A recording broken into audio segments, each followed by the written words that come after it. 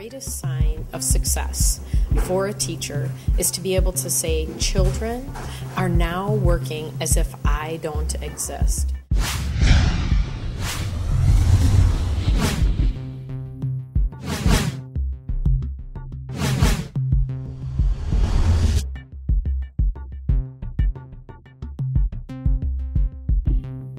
The lesson that I gave today with talking about lines, I think is very important with our start in our geometry albums or in our geometry work.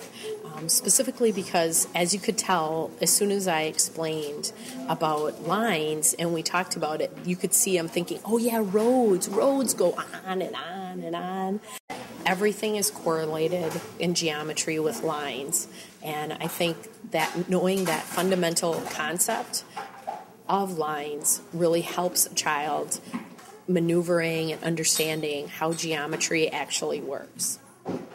Another important aspect to think about with children is they are inventors.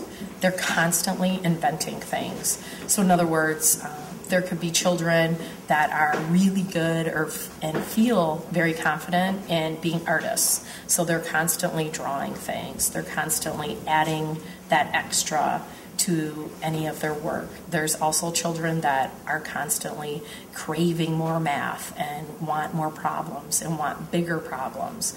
There's also children that are engineers, so they're very manipulative, especially thinking about geometry. And we all know that geometry is the most interactive activity for a child. And if we think about it, we're surrounded by geometry.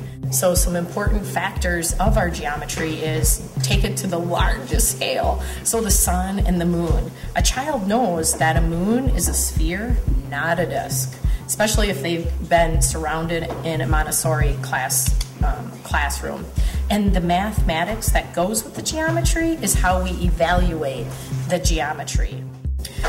We're bringing knowledge to the child, so we're teaching them to explore their environment. So going out and finding things, exploring, researching, and once they find things and they've been given the lesson and the skill, they can take that because they know the name of, maybe it's a sphere, any type of geometry, angle, whatever we've given them a lesson on, they now take that and they take it out into their real world.